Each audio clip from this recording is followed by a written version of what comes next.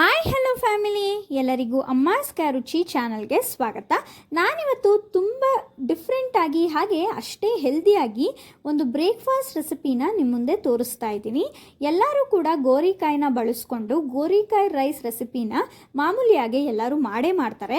ಆದರೆ ನಾನಿವತ್ತು ಗೋರಿಕಾಯಿ ಹಾಗೆ ಹೂಕೋಸನ್ನ ಬಳಸ್ಕೊಂಡು ಒಂದು ರೈಸ್ ಬಾತ್ ರೆಸಿಪಿನ ತೋರಿಸ್ತಾ ಇದ್ದೀನಿ. ಇದಂತೂ ತುಂಬ ಡಿಫ್ರೆಂಟಾಗಿರುತ್ತೆ, ಹಾಗೆ ತುಂಬ ರುಚಿಯಾಗಿರುತ್ತೆ, ಬೇರೆ ಟೇಸ್ಟ್ ಫ್ಲೇವರ್ನೇ ಕೊಡುತ್ತೆ ಅಂತ ಹೇಳ್ಬೋದು.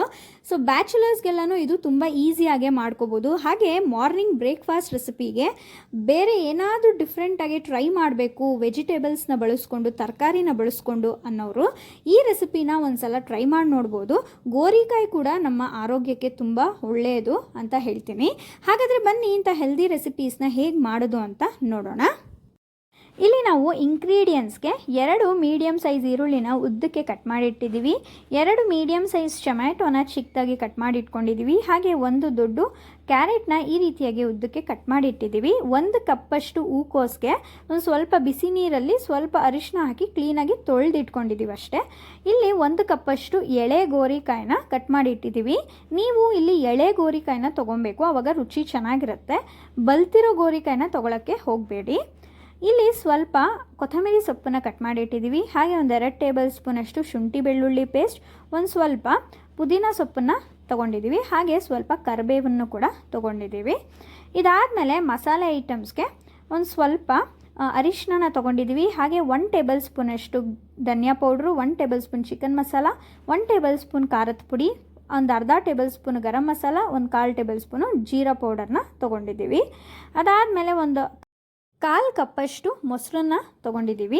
ಇಲ್ಲಿ ಒಂದು 5 ಲವಂಗ, ಹಾಗೆ ಒಂದು 2 ಪಲಾವ್ ಎಲೆ, ಒಂದು 1/4 ಟೇಬಲ್ ಸ್ಪೂನಷ್ಟು ಸೋಂಪು, ಒಂದು 2 ಇಂಚು ಚಕ್ಕೆ, ಹಾಗೆ ಒಂದು 3 ಏಲಕ್ಕಿನ ತೊಗೊಂಡಿದ್ದೀವಿ. ಇಷ್ಟೆಲ್ಲನೂ ನಾವು ಒಗ್ಗರಣೆಗೆ ತೊಗೊಂಡಿದ್ದೀವಿ.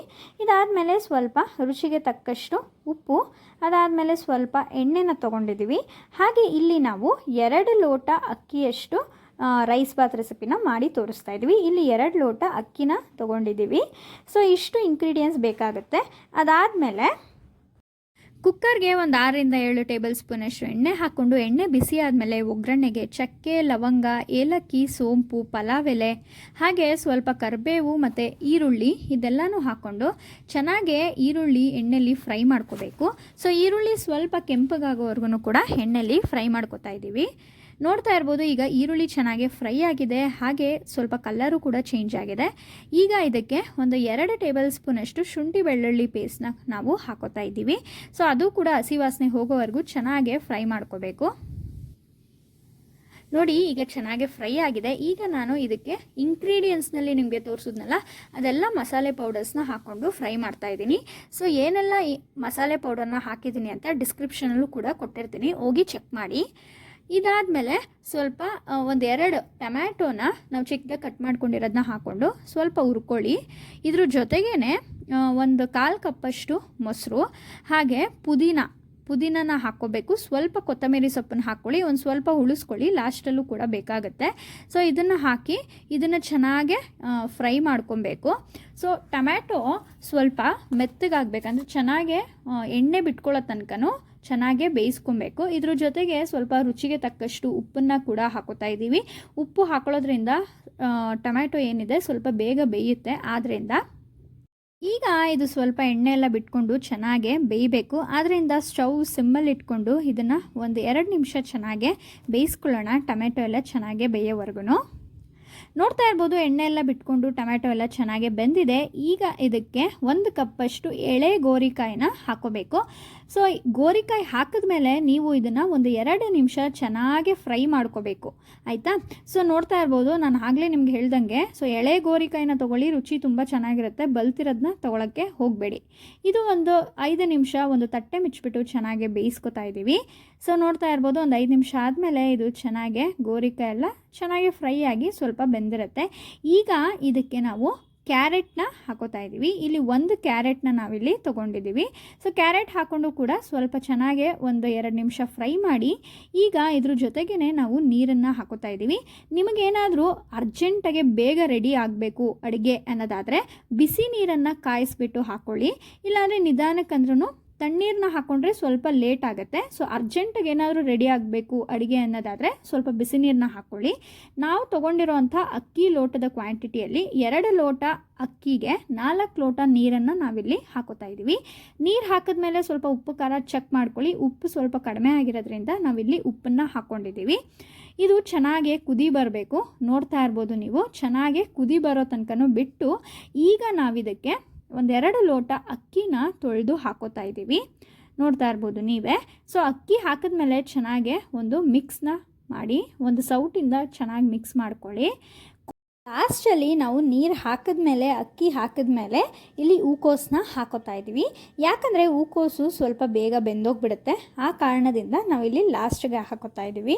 ಇದು ಕೂಡ ಚೆನ್ನಾಗಿ ಕುದಿ ಬರಬೇಕು. ಈ ರೀತಿ ಕುದಿ ಬಂದ ಮೇಲೆ ನಾವು ಕುಕ್ಕರ್ನ ಕ್ಲೋಸ್ ಮಾಡೋದ್ರಿಂದ ಮಸಾಲೆ ಬರೀ ಮೇಲೆ ಮಾತ್ರ ಉಳ್ಕೊಳ್ಳೋದಲ್ದೇ ಕೆಳಗಡೆ ಎಲ್ಲ ಚೆನ್ನಾಗಿ ತಳದಲ್ಲೂ ಮಿಕ್ಸ್ ಆಗಿರುತ್ತೆ.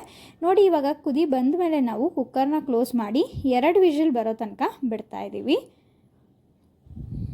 ನೋಡಿ, ಈಗ 2 ವಿಷಿಲ್ ಬಂದಿದೆ. ಸೊ ಗಾಳಿ ಎಲ್ಲ ಹೋಗಿದೆಯಾ ಅಂತ ಕ್ಲೀನಾಗಿ ನೋಡಿಕೊಂಡು ನೋಡಿ ಈಗ ನಾವು ಕುಕ್ಕರ್ನ ತೆಗಿತಾ ಇದ್ದೀವಿ. ನೋಡ್ತಾ ಇರ್ಬೋದು ಎಷ್ಟು ಚೆನ್ನಾಗಾಗಿದೆ. ನಾನು ಹೇಳ್ದಂಗೆ ಚೆನ್ನಾಗಿ ಕುದಿ ಬರಬೇಕಾದ್ರೆ ನೀವು ಯಾವಾಗಲೂ ಅಷ್ಟೇ ಕುಕ್ಕರ್ನ ಕ್ಲೋಸ್ ಮಾಡಬೇಕು. ಆಗ ನೋಡಿ ಕೆಳಗಡೆಯಿಂದನೂ ಎಲ್ಲ ಕಡೆ ಮಸಾಲೆ ಕ್ಲೀನಾಗಿ ಮಿಕ್ಸ್ ಆಗಿರುತ್ತೆ. ಇಲ್ಲಾಂದರೆ ಮಸಾಲೆ ಮೇಲೇ ಉಳಿದೋಗ್ಬಿಟ್ಟಿರುತ್ತೆ. ಆದ್ದರಿಂದ ಈಗ ಕೊನೆಯದಾಗಿ ಕೊತ್ತಂಬರಿ ಸೊಪ್ಪನ್ನು ನಾವು ಹಾಕ್ಕೊಂಡ್ರೆ ನೋಡಿ ರೆಡಿ ಆಗುತ್ತೆ. ಸೊ ಗೋರಿಕಾಯಿ ಹೂಕೋಸ್ ರೈಸ್ ಬಾತ್ ರೆಸಿಪಿ ಸರ್ವ್ ಮಾಡ್ಕೊಂಡಿದ್ದೀವಿ. ಎಷ್ಟು ಚೆನ್ನಾಗಿ ಇದೆ ಅಂತ ನೋಡ್ತಾ ಇರ್ಬೋದು. ಸೊ ಇದಂತೂ ಡಿಫ್ರೆಂಟಾಗಿರುತ್ತೆ. ಸೊ ಡಿಫ್ರೆಂಟ್ ಟೇಸ್ಟ್ನೇ ಕೊಡುತ್ತೆ. ಒಂದೇ ಥರ ಪಲಾವ್ ರೆಸಿಪೀಸ್ನ ತಿಂದು ಬೇಜಾರಾಗಿ ಏನಾದರೂ ಡಿಫ್ರೆಂಟಾಗಿ ಟ್ರೈ ಮಾಡಬೇಕು, ಹೆಲ್ದಿಯಾಗಿ ಟ್ರೈ ಮಾಡಬೇಕು ಅನ್ನೋರು ಈ ರೀತಿಯಾಗಿ ರೈಸ್ ಬಾತ್ ರೆಸಿಪಿನ ನಾವು ತೋರಿಸಿರೋ ಥರ ಗೋರಿಕಾಯಿ ಹಾಗೆ ಹೂಕೋಸನ್ನ ಬಳಸ್ಕೊಂಡು ಮಾಡಿ ರುಚಿ ತುಂಬ ಚೆನ್ನಾಗಿರುತ್ತೆ. ಹಾಗೆ ಒಂದು ಯೂನಿಕ್ ಆಗಿ ಡಿಫ್ರೆಂಟ್ ಫ್ಲೇವರ್ ಆ್ಯಂಡ್ ಟೇಸ್ಟ್ನ ಕೊಡುತ್ತೆ ಅಂತ ಹೇಳ್ತೀನಿ. ನೀವು ಇಲ್ಲಿವರೆಗೂ ಈ ಥರ ರೆಸಿಪಿ ಟ್ರೈ ಮಾಡಿರೋದಕ್ಕೆ ಸಾಧ್ಯನೇ ಇಲ್ಲ. ಅಷ್ಟು ರುಚಿಯಾಗಿರುತ್ತೆ.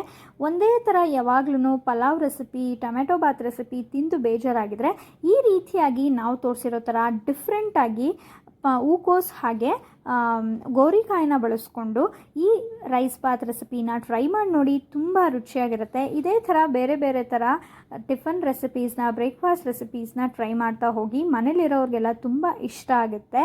ಹಾಗೆ ಈ ರೆಸಿಪಿ ನಿಮಗೆಲ್ಲ ತುಂಬ ಇಷ್ಟ ಆಗಿದೆ ಅಂತ ಭಾವಿಸ್ತೀನಿ. ಇಷ್ಟ ಆಗಿದರೆ ಅಮ್ಮಾಸ್ ಕ್ಯಾರುಚಿ ಚಾನಲ್ನ ಸಬ್ಸ್ಕ್ರೈಬ್ ಮಾಡ್ಕೊಳ್ಳಿ. ಹಾಗೆ ತುಂಬ ಜಾಸ್ತಿ ಲೈಕ್, ಶೇರ್, ಕಮೆಂಟ್ ಮಾಡಿ. ಅದ್ರ ಜೊತೆಗೆ ಬೆಲ್ ಐಕಾನ್ನ ಕೂಡ ಕ್ಲಿಕ್ ಮಾಡೋದನ್ನ ಮರಿಬೇಡಿ.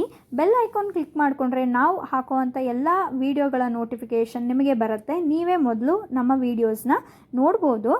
ಈ ರೆಸಿಪೀಸ್ನ ನಿಮ್ಮ ಫ್ಯಾಮಿಲಿ ಆ್ಯಂಡ್ ಫ್ರೆಂಡ್ಸ್ಗೂ ಶೇರ್ ಮಾಡಿ ನೋಡಿ. ರೆಸಿಪಿ ಹೇಗೆ ಬಂತು ಅಂತ ನಮಗೆ ಕಮೆಂಟ್ ಮೂಲಕ ತಿಳಿಸೋದನ್ನ ಮರಿಬೇಡಿ. ವಿಡಿಯೋ ನೋಡಿದ್ದಕ್ಕಾಗಿ ಎಲ್ಲರಿಗೂ ಧನ್ಯವಾದಗಳು.